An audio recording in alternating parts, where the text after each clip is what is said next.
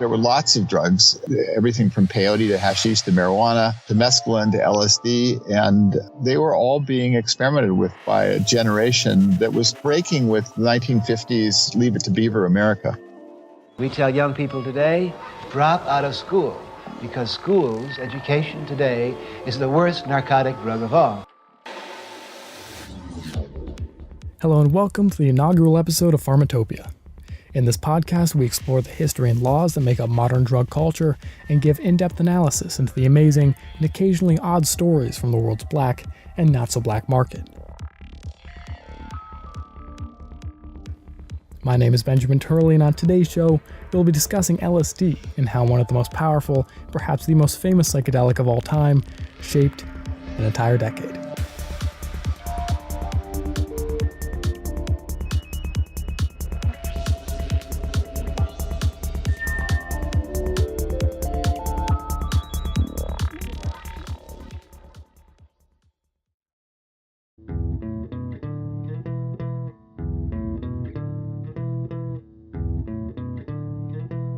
Let's take it back to the 1960s, where most people will agree that LSD hit its cultural peak.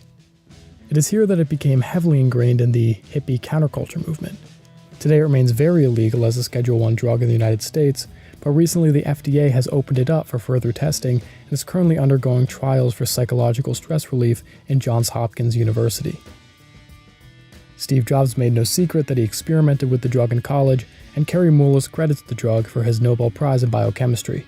It left its mark on the period in everything from the iconic psychedelic artwork, known for its colorful scheme and mind-bending visuals, to, of course, the music, with bands like Pink Floyd and the Grateful Dead serenading us with lyrics and notes constructed under or influenced by the vivid trips that LSD produces.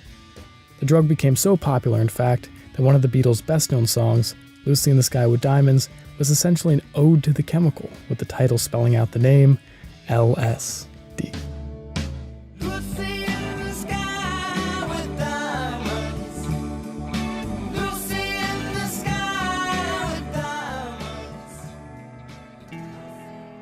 The drug itself is fairly new compared to other recreational substances, and was first synthesized by Albert Hofmann in 1938. Its psychedelic properties were not even discovered until 1943, when he ingested it by accident. By the 1950s, US officials at the CIA were already testing the drug for the purpose of mind control, but that's a whole nother story. Let's take it back a bit.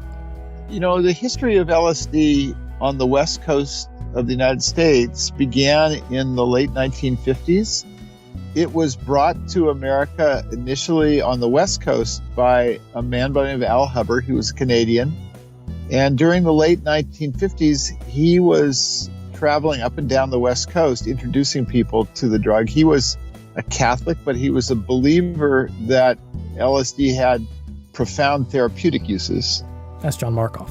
I worked at the New York Times. I retired in December, and my current project is a biography of Stewart Brand. During this time, there was an incredible contrast between the massive outpouring of liberal, disenfranchised youth demonstrating against the Vietnam War and civil rights injustices, and the still fairly socially conservative mentality present in the US Congress and most of the older population. The fervor between these two groups was already in full swing by the time the mid-60s hit, the ebb and flow of protests and backlash often being waged on college campuses. And I would say that, that from those initial roots that LSD gradually leaked out into the broader culture on the Mid-Peninsula. Ken Kesey, of course, famously was working at the Veterans Hospital, and he got access to LSD from participating in experiments that they were doing there. And ultimately, he held a series of events known as the acid tests, in which the relatively unknown rock group who became the group, started as the Warlocks, became the Grateful Dead, would play as the house band for these events. And the most sort of significant one happened in January of 1966. It was organized in part by Stewart Brand. It was called the Trips Festival. And the idea, LSD at this point was still a legal drug. It was not prescribed. And the idea at the Trips Festival was that they could sort of give you the analog of an LSD trip in a 3-day experience at the Longshoremen's Hall in San Francisco. And the Dead played, Big Brother before Janis played, the group called the Charlatans played. Stewart began the event on, I guess it was Friday evening, with a multimedia show that he had created called America Needs Indians. There were trampoline acts, jugglers. It was kind of a festival. And one of the people who helped organize that was a man by the name of Bill Graham, who had been involved with the Mime Troupe, which was a San Francisco radical acting group in the early 60s. And Graham, the Trips Festival is significant because at the end of those 3 days, Bill Graham immediately went and leased the Fillmore. And it was out of the Fillmore that the San Francisco music scene exploded. So the Trips Festival was sort of the spark. But I guess my broader point is that there were a set of things happening in California on the West Coast in the 1960s. I mean, I explored it in an earlier book that I wrote called What the Dormouse Said, How the 60s Counterculture Shaped the Personal Computer Industry. And people were finding a series of different routes to sort of explore. I mean, some called it human potential, some called it augmentation, some called it sort of a variety of spiritual paths. But for whatever reason, there was confluence of individuals and small groups and all happening during the 1960s as people began to look sort of beyond the conventional institutions in America. From here, LSD only continued to spread across America, sometimes by hand in the case of Kesey. After the success of his novel One Flew Over a Cuckoo's Nest, Kesey began hosting the acid tests. As he considered himself the link between the Beat Generation and the counterculture movement, after buying a bus adorned with all the color and flair that one would expect from the 60s, he began touring around the country in 1964 with his crew, who he called the Merry Pranksters. They, of course, consumed copious amounts of LSD on the way. The Beat world was a very intellectual and anti-establishment subculture that had existed on the East and West Coast in the 1950s. I think many of the Beats were sort of horrified at the rise of the counterculture and the hippies. I mean, they were definitely not the same thing, but one did lead to the other. People like Stuart Brand, who was, of course, the publisher of the Whole Earth catalog, were a bridge between the Beats of the 50s and the hippies of the mid to late 60s. LSD was really a different type of drug use than what most Americans were used to by that time. That's Stephen Siff. He wrote a book called Acid Hype, which explored how psychedelics were portrayed in the media. And I'm an associate professor of journalism at Miami University in Oxford, Ohio. It's not utterly unprecedented, but the idea of using a drug for spiritual growth or creative enhancement was a pretty novel idea in the late 1950s, but by the end of the 60s, the idea that was possible and reasonable was commonplace. And I think that development was largely the result of, mainstream news reporting. Which means that, like John was saying, LSD didn't enter the scene all at once. It was something different. It was, however you want to spin it, a movement in America.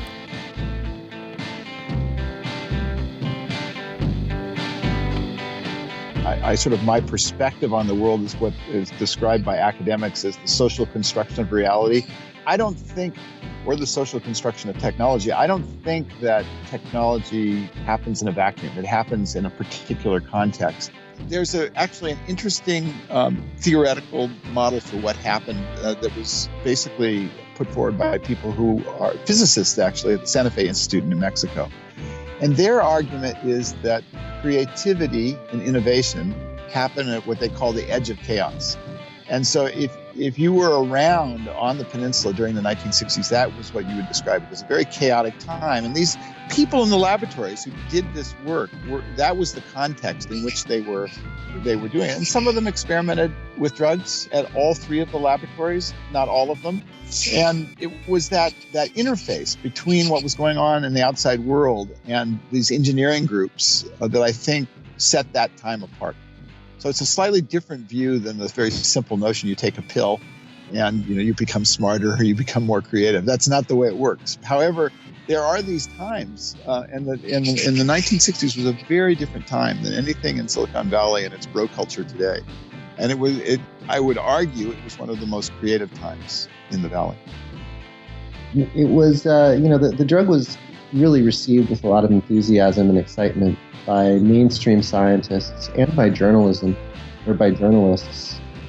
Publications like Time magazine, Life magazine in particular, but all sorts of other mainstream family magazines were discussing it really enthusiastically and describing LSD trips, printing artwork inspired by LSD for more than a decade before 1969. With all this positive press, Kesey was able to play the unique role of mentoring the Grateful Dead throughout his career. As his favorite band and the de facto house band of the acid tests, he had many opportunities to share his ideals with the group. Indirectly, though, he was responsible for much more than good music. You see, touring with the Grateful Dead was a young, 28-year-old audio engineer and chemist named Owsley Stanley. You may know him for designing the Dead's trademark lightning bolt skull logo, or perhaps his Wall of Sound, the enormous public address system built for the Grateful Dead's live performances, forming a total array of 604 speakers, capable of an acceptable sound quality, able to be heard from half a mile around. You may also know him by his nickname, the King of LSD. Yeah, he was an important producer of some of the highest quality LSD. A really interesting mythic character in American history. He was the first private individual to manufacture mass quantities of acid. After renting a house in Point Richmond, California, he, his friend Tim Scully, and his girlfriend, who was also a skilled chemist, set up a lab in the basement. He churned out around 300,000 tabs, which he called White Lightning, probably after the Dead, before moving his base of operations right across the street from the Denver Zoo. Realizing that the US government would move quickly to suppress LSD distribution, the group attempted to obtain as much of the chemical as possible. By Stanley's own account, between 1965 and 1967, Stanley produced no less than 500 grams of LSD, which amounts to a little more than 5 million doses. You had this period running up to 67, the summer of what was called the Summer of Love, but in a way it was already peaked by then. There was a wave of people from all over the country, young people who came to San Francisco that summer, and it got a lot of media attention. But by 67, people like Stuart Brand, who had been instrumental in creating that culture, were already sort of going in other directions. They moved down to Menlo Park, started the Whole Earth Catalog. The Whole Earth Catalog was instrumental in the Back to the Land movement. So immediately after the Summer of Love, people began to look for ways out of this urban sort of, industrial environment. It didn't last very long, but there was over the next, 2 to 5 years, this commune movement that sprung out of the Summer of Love and the things that happened that had created the counterculture. And I guess the rest of the population was just eating up all of the emotion and energy. You're more interested in the sensational aspect. I think the promise of describing this sort of mystical, far-out state was very alluring to journalists. And it also tied in with new printing and production technologies. You're talking about color photography being used more in glossy magazines in particular, sort of trick photography and new ways of making sort of trick photography. And a reporter would take acid and then write some florid prose about what he experienced, and then they would often accompany this by the psychedelic imagery, which at the time was very fresh. I mean, this was imagery that, they were just learning how to produce these kind of images and how to reproduce them. I mean, this was when kind of color imagery was coming into these publications. One of the first appearances of LSD in film is in the Vincent Price movie, The Tingler. The Tingler? Did you know this movie? Are you familiar with this one? No, I don't. Tingler? All right. Well, this one was sort of famous, and it's what they used to call an exploitation movie, which meant it didn't go through the Hollywood code. It was produced outside of Hollywood, and it wasn't shown in major theaters. But the film promoter would travel around from town to town. So The Tingler was the promoters got their hands on these little electric buzzers. They push a button when they're showing the movie, and everyone gets a jolt in the theater, and so they scream. And it also had a little LSD scene in it.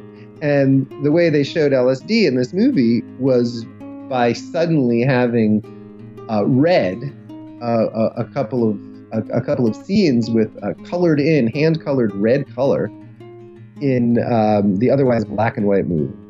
And as we got sort of cooler ways to do cool effects, LSD, provided the opportunity for doing that in other exploitation films in around the same time, like actually going to the mid and late 60s, 65, 66. And it wasn't just the entertainment industry where LSD was making the rounds. The medical field was also being shaken up by the drug as this era began to usher in modern pharmacology. And looking at user experiences, honestly, I can't really tell how much was truly clinical and how much was people just enjoying the drug. Well, there was some of that. There are plenty of examples of people who started off as serious researchers and became enamored with this experience and with the power that giving this experience to others gave them, and found themselves in a cultish places. And Leary is an example of this. There was also a practice in Los Angeles, one of the big sort of fee-for-service LSD practices. There was a time when you could go and put down your money and have an educational LSD experience. But a number of by no means all, but in some of these practices, the custom was for the psychologist to take the drug with the patient in order to kind of enhance the rapport. Yeah, and it devolved into, sort of cult-like situations where you had a guru and followers. One thing to keep in mind was this was also one of the most researched drugs of this period. I mean, there were literally thousands upon thousands of peer-reviewed studies using LSD during this time. One reason that it was studied a lot was no doubt at all that, people liked taking it. One of the approved uses when the drug was first released was by psychologists themselves in order to understand the feelings of their patients. And so there was this aspect of, people liking it.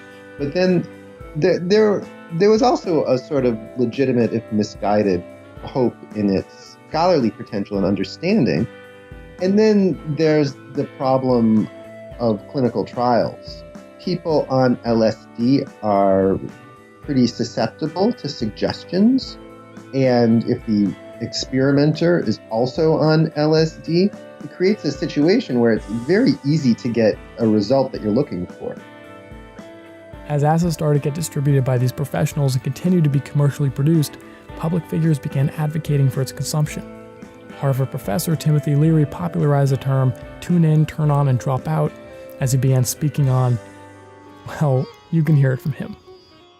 We tell young people today, drop out of school, because school's education today is the worst narcotic drug of all. Don't politic, don't vote. These are old men's games, impotent and senile old men that want to put you onto their old chess games of war and power. Drop out. Tune in with natural things. Take off your shoes. Get back in tune with God's harmony. Surround yourself with beauty and sacred objects. You can't get caught in the conforming, rote, lockstep, which we call American society.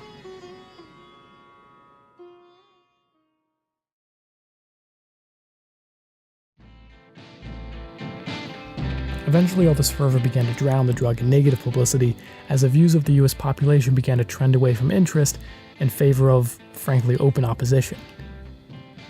And a lot of blame also goes to Timothy Leary, of course.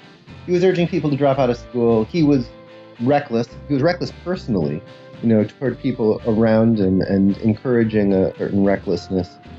The earlier generation of LSD users, the sort of elite Los Angeles crowd who was using it prior to Leary, was really sensitive to this. They did not want to get bad press. They did not want to be seen as a bunch of wild-eyed radicals. They wanted to try to ease it into society gradually. But Leary did not feel that way. Eventually, possession of LSD was made illegal in California in 1966, and in 1968, so too for the rest of the United States. Scully moved the lab to a different house in Denver after Owsley was arrested on Christmas Eve, 1967.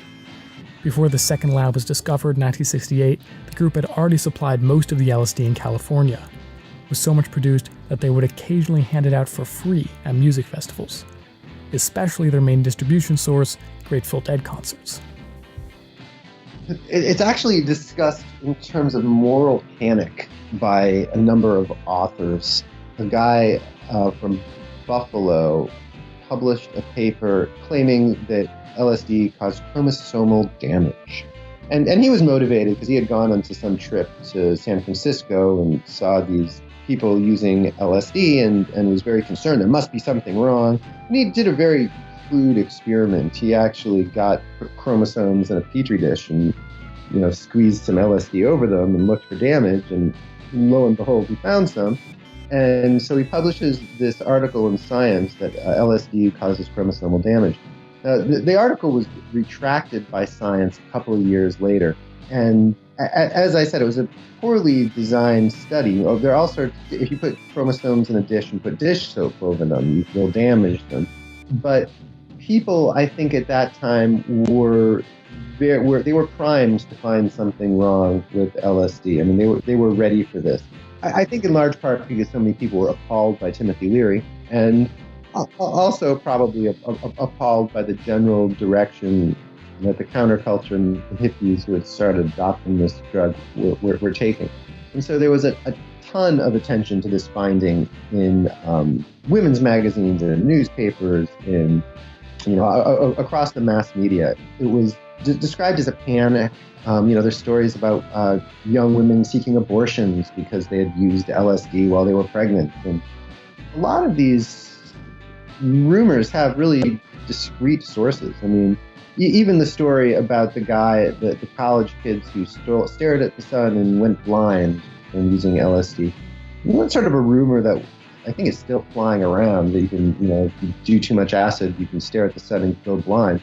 And it turns out that one was actually made up by a health commissioner in Pennsylvania who was very concerned about the drugs going on, and so he sort of created this story. And subsequently was called out and got in trouble for it. The fact the story had been made up was actually reported not long after it moved across the AP wires and was known. But the retraction never gets the same kind of pull as the initial story. If you're wondering what happened to Leary, his Wikipedia article says he was arrested often enough to see the inside of 36 prisons and was called the most dangerous man in America by the one and only Richard Nixon. Since then, LSD use has dropped significantly, and in 1971, the United States pushed hard that the United Nations Convention on Psychotropic Substances required signing parties to prohibit LSD. Despite this, acid has left a lasting impression on history and American culture. Electronic psychedelia and exotic instrumentation remain popular in neo-psychedelic bands like Tame Impala or Animal Collective, while psychedelic art pieces and furnishings continue to decorate homes. While Albert Hofmann failed when he attempted to synthesize a compound that would stimulate respiratory and circulatory systems, with his new chemical he put in motion something a bit bigger than a drug he initially described as apparently useless.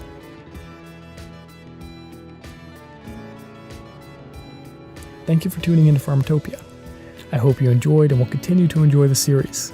This podcast is self-funded, so if you'd like to support the show and get updates on future episodes, you can become a patron by heading on over to pharmatopia.org. Anybody who becomes a patron by pledging $1 or more per episode gets to vote on episodes for next season. On our website, you can also find additional information about the episode, including music and guest speakers. Thanks for listening. Take care.